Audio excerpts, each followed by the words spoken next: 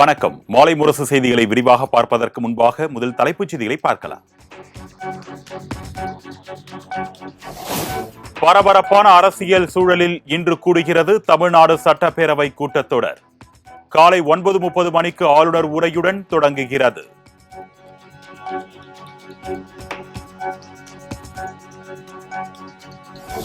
அண்ணா பல்கலைக்கழக மாணவி பாலியல் விவகாரம் உள்ளிட்ட பல்வேறு பிரச்சனைகள் குறித்து கேள்வி எழுப்ப எதிர்க்கட்சிகள் வியூகம்.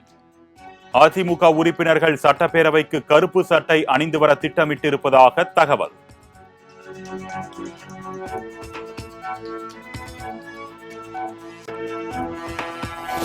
சபாநாயகர் அப்பாவு தலைமையில் இன்று பிற்பகலில் நடைபெறுகிறது அலுவல் ஆய்வு கூட்டம்.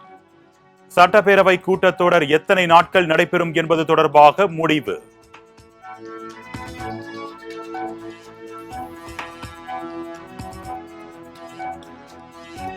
தமிழகம் முழுவதும் இன்று இறுதி வாக்காளர் பட்டியல் வெளியீடு. சென்னை தலைமை செயலகத்தில் காலை 11 மணிக்கு தமிழக தலைமை தேர்தல் அதிகாரி பட்டியலை வெளியிடுகிறார்.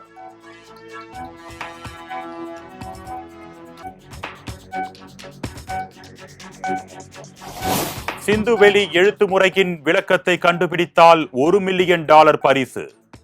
சிந்துவெளி பண்பாட்டு நூற்றாண்டு நிறைவு விழாவில் முதலமைச்சர் மு.க. ஸ்டாலின் அதிரடி அறிவிப்பு. வகையில சிந்துவெளி புதிருக்கான உரிய விடையை கண்டுபிடிச்சு சிந்துவெளி எழுத்து முறையை தெளிவா புரிஞ்சிக்க உதவும் வழிவகைய தொல்லியல் அறிஞர்கள் இருக்கும்படி வெளிக்கொணரும் நபர்கள் அல்லது அமைப்புக்கு $1 மில்லியன் பரிசாக வழங்கப்படும் என்ற முத்தான முதல் அறிவிப்பு.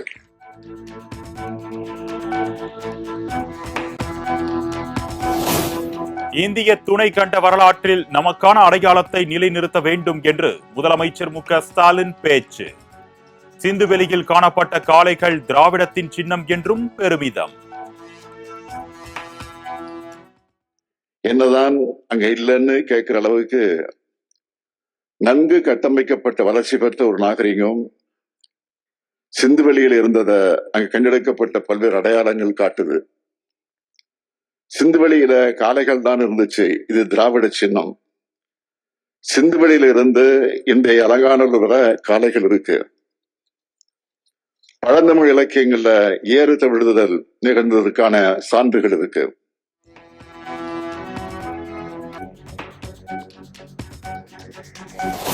சென்னையில் முதலமைச்சர் மு.க. ஸ்டாலின் பங்கேற்ற நிகழ்ச்சியில் கருப்பு நிற துப்பட்டா அணிந்து வந்த மாணவிகளுக்கு அனுமதி மறுப்பு. நிகழ்ச்சி முடிந்தவுடன் துப்பட்டாக்கள் உரிய மாணவிகளிடம் ஒப்படைக்கப்பட்ட சம்பவத்தால் பரபரப்பு.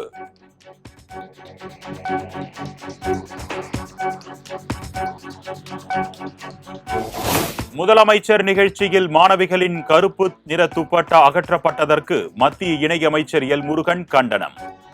இது திமுகவின் இரட்டை அரசியல் நிலைப்பாட்டை வெளிப்படுத்துவதாகவும் கருத்து.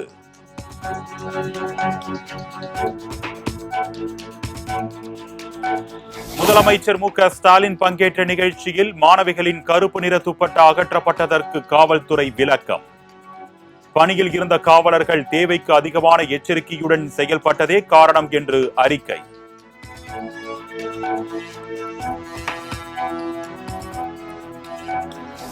மாநகராட்சிகள், நகராட்சிகள், பேரூராட்சிகளின் எல்லை விரிவாக்கம் தொடர்பாக அரசாணை வெளியிட்டது தமிழக அரசு. பொதுமக்கள் 6 வாரங்களுக்குள் கருத்து தெரிவிக்கலாம் என்றும் அரசு விளக்கம்.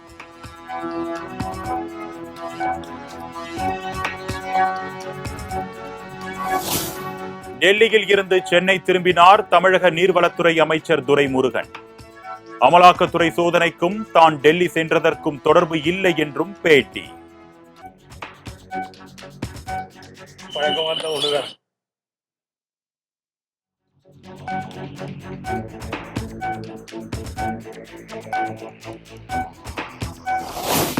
மார்க்சிஸ்ட் கம்யூனிஸ்ட் கட்சியின் மாநில செயலாளராக பே. சண்முகம் நியமனம்.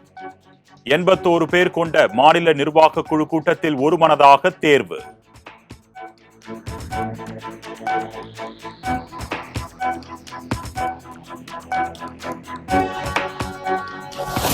பாஜகவின் மதவெறியை தொடர்ந்து எதிர்ப்போம். மார்க்சிஸ்ட் கம்யூனிஸ்ட் கட்சியின் புதிய மாநில செயலாளராக தேர்வு செய்யப்பட்ட சண்முகம் உறுதி.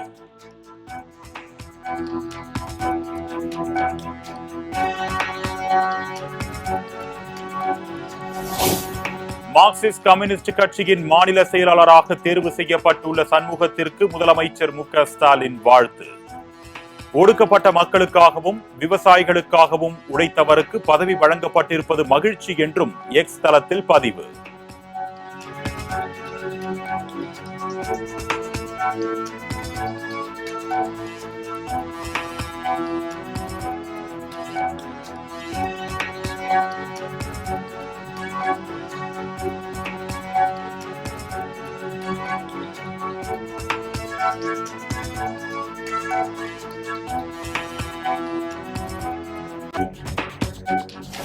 பொது உடைமை பாதையில் ஏழை எளிய மக்களுக்காக பல போராட்டங்களை முன்னெடுத்த போற்றுதலுக்குரிய தங்களின் பணி சமரசமின்றி தொடரட்டும்.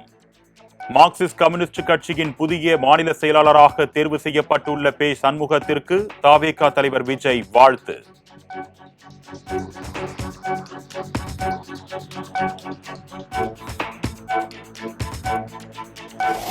பாஜகவின் மக்கள் விரோத கொள்கைக்கு எதிராக மதசார்பற்ற சக்திகளோடு இணைந்து கூட்டு நடவடிக்கை தொடரும். ஊர்வலம், ஆர்ப்பாட்டம் உள்ளிட்ட அடிப்படை உரிமைகளை மறுக்க எந்த அரசுக்கும் உரிமை கிடையாது என்றும் பே. சண்முகம் காட்டம். அனுமதிக்கப்பட்டிருக்கிற ஒரு விஷயம். சட்டம் ஏற்கனவே மக்களுக்கு வழங்கி இருக்கக்கூடிய அடிப்படை உரிமைகளை மறுப்பதற்கு எந்த அரசுக்கும் உரிமை கிடையாது.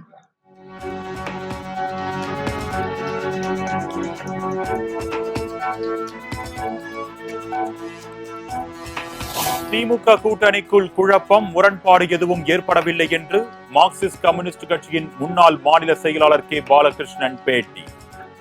திமுக ஆளும் கட்சி என்ற முறையில் அரசின் குறைகளை தயக்கம் இல்லாமல் சுட்டிக்காட்டுவோம் என்றும் திட்டவட்டம். சந்திச்சு இந்த மாதிரி போக்கு சரியில்லை, நீங்க மாற்றுங்க என்று சொல்லுவதை அந்த வேலையை நாங்க செய்வோம். ஒரு மாற்றத்தை உருவாக்க முயற்சி பண்ணுவோம். ஆனா இதனால இந்த கூட்டணிக்குள்ள குழப்பம், இதுல பெரிய முரண்பாடு, இதுல அப்படி ஆயிப்போ, இதுக்கெல்லாம் இடமே கிடையாது. ஒரு அப்படின்னா ஒரு கூட்டணி கட்சிக்குள்ள பரஸ்பரம் கருத்து மாறுபாடே வராதா? ஒரு எதிர்முதிர்மா நிலை எடுக்கவே மாட்டாங்களா ஒரு கூட்டணிக்குள்ள? கூட்டணினா பல கட்சிகள் சேர்ந்தது தானே. அப்ப பல கருத்து வேறுபாடுகள் வரதானே செய்யும். அந்த அடிப்படையில் தானே கூட்டணியே.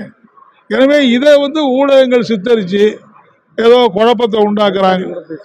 எடப்பாடி பேசுற அவருக்கு என்னன்னா எங்கேயாவது வெறுவாயம் பண்ணவருக்கு அவரு கிடைச்சா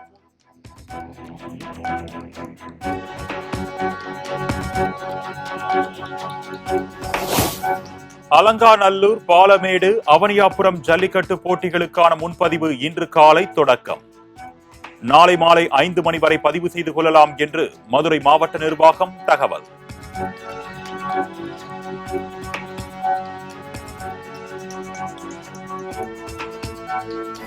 அண்ணா பல்கலைக்கழக மாணவி பாலியல் வன்கொடுமை விவகாரத்தில் ஞானசேகரன் மீது குண்டர் சட்டம் பாய்ந்தது.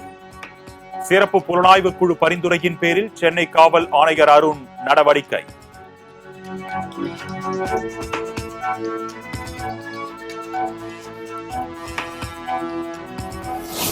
அண்ணா பல்கலைக்கழக மாணவி வன்கொடுமை விவகாரத்தில் குற்றத்தை மூடி மறைக்க பார்க்கிறது திமுக அரசு.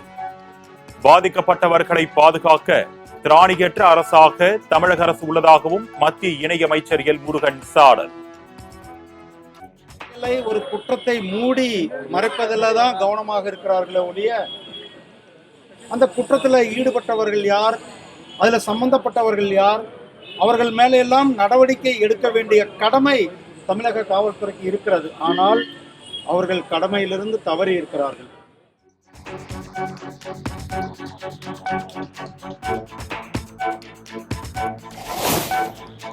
பழனியில் மாவட்ட தலைவர் கனகராஜ் கைதை கண்டித்து காவல் நிலையத்தை முற்றுகையிட்டு சாலை மறியலில் ஈடுபட்ட பாஜக தள்ளுமுள்ளு ஏற்பட்டதால் போராட்டக்காரர்களை குண்டுக்கட்டாக தூக்கி சென்று கைது செய்த போலீசார்.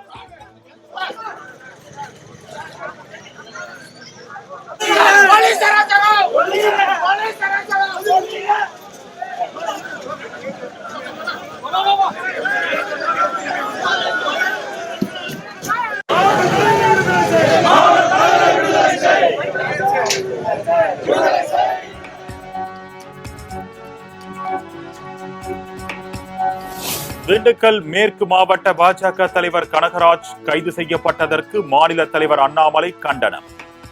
சாராய வியாபாரிகளுக்கு அரணாக திமுக அரசு செயல்படுவதாகவும் குற்றச்சாட்டு.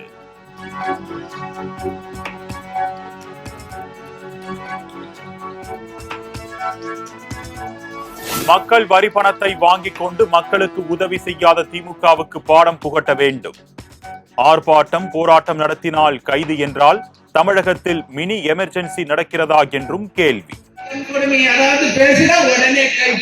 என்ன மினி எமர்ஜென்சியா இங்க நடக்குது? அடக்குமுறை சட்டமா இங்க நடக்குது? வாக்களித்த மக்களுக்கு கேள்வி கேட்கின்ற உரிமை நிச்சயமாக இருக்கிறது.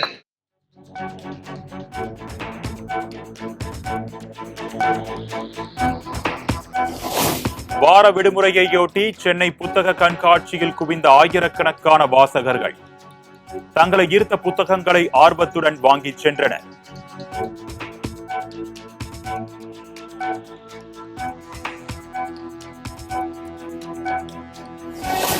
திருச்செந்தூர் கோயிலுக்கு சாமி தரிசனம் செய்ய வந்த வெளியூர் பக்தர்கள் ஊருக்கு திரும்பி செல்ல பேருந்துகள் கிடைக்காமல் அவதி.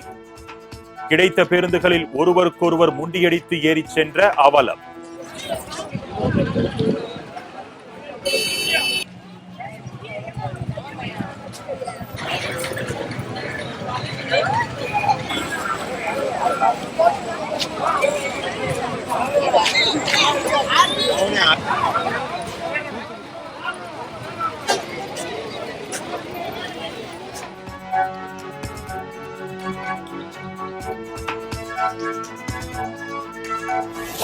நாமக்கல் அருகே அரசு பேருந்தில் டிக்கெட் கேட்ட நடத்துனரை தாக்க முயன்ற போதை ஆசாமி.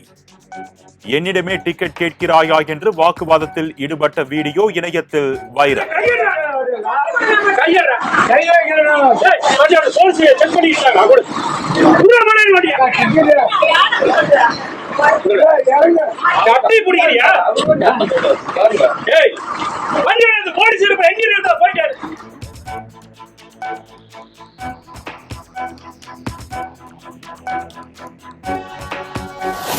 மயிலாடுதுறை அருகே ஆற்றில் மூழ்கி இறந்ததாக கருதப்பட்டு தகனம் செய்யப்பட்ட முதியவர் உயிரோடு வந்ததால் அதிர்ச்சி.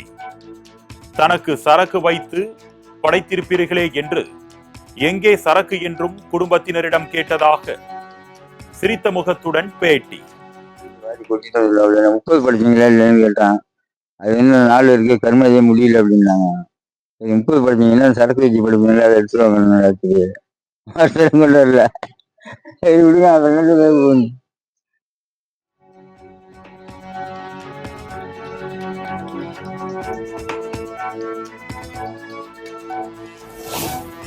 நாமக்கல் அருகே பல்வேறு யோகாசனங்களை செய்து உலக சாதனை படைத்த சிறுவர் சிறுமிகள். அரை மணி நேரம் கண்ணாடி கூண்டுக்குள் இருந்து ஆசனம் செய்து அசத்திய சிறுமி.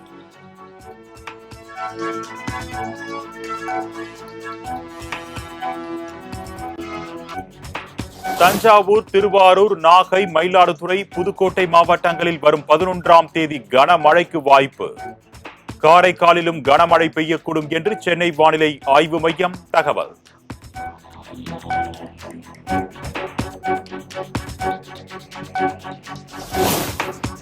டெல்லியில் 4ஆம் கட்ட மெட்ரோ ரயில் திட்டம் உள்ளிட்ட 12,220 கோடி ரூபாய் மதிப்பீட்டிலான திட்டங்களுக்கு பிரதமர் மோடி அடிக்கல்.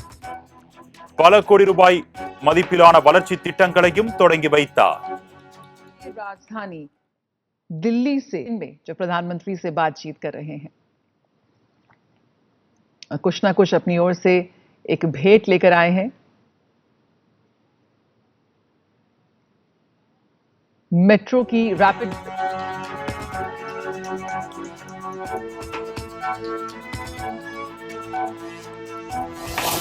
டெல்லியில் மத்திய அரசின் திட்டங்களை ஆம் ஆத்மி அரசு நிறுத்திவிட்டதாக பிரதமர் மோடி குற்றச்சாட்டு. ஆம் ஆத்மி கட்சியை அகற்றினால் மட்டுமே வளர்ச்சி மற்றும் நல்லாட்சி வரும் என்றும் திட்டவட்டம்.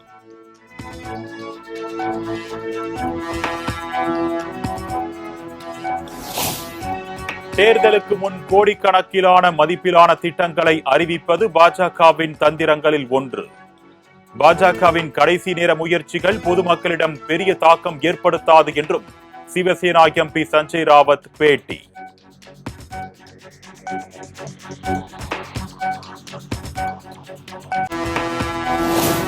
ஜார்க்கண்ட் மாநிலத்தில் நாளை முதல் 13ஆம் தேதி வரை பள்ளிகள் மூடல். அதிகரித்து வரும் கடும் குளிர் காரணமாக அம்மாநில அரசு உத்தரவு.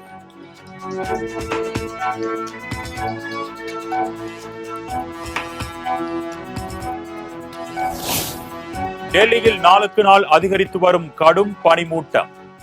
100க்கும் மேற்பட்ட விமானங்கள் தாமதமானதால் பயணிகள் அவதி.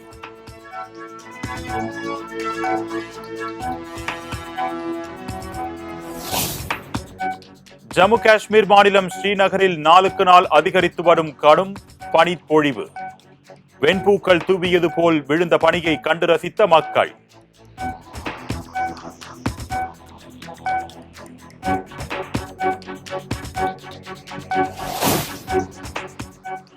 திருமணமாகாத ஜோடிகள் தங்கள் ஹோட்டல்களில் தங்குவதற்கு அனுமதி இல்லை என்று ஓயோ நிறுவனம் அறிவிப்பு. திருமணமான உரிய ஆதாரங்களோடு வருவோர்கள் மட்டுமே அனுமதிக்கப்படுவார்கள் என்றும் தகவல்.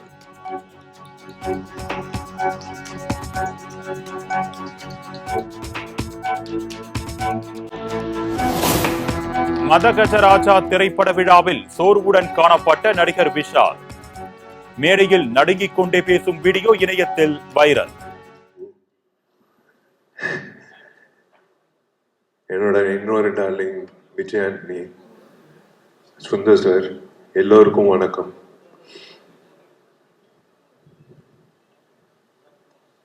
முக்கியமாக வந்து ஐ ஷுட் தேங்க் ஸ்டார் சொன்ன மாதிரி ஜெர்னி ஸ்டுடியோஸ் வந்து திரும்ப வரணும் இன் ஃபுல் ஃப்ளெஜ். ஏன்னா we are lacking production houses, to be very frank. உங்களை மாதிரி வந்து ஃபுல் ஃப்ளெஜ்டாக வந்து ஒரு டைரக்டருக்கு வந்து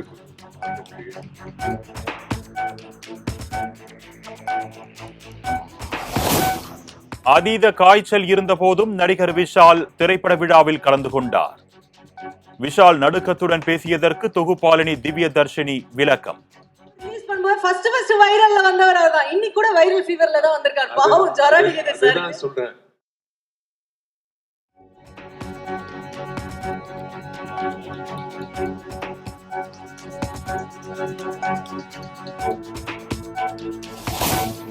பிரபல இசையமைப்பாளர் கங்கை அமரன் உடல்நலக்குறைவால் மருத்துவமனையில் அனுமதி.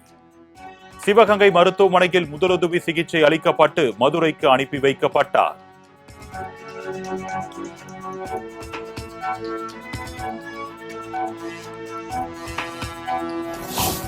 தனது மகனுடன் இருக்கும் புகைப்படத்தை வெளியிட்டார் நடிகை அமலா பால்.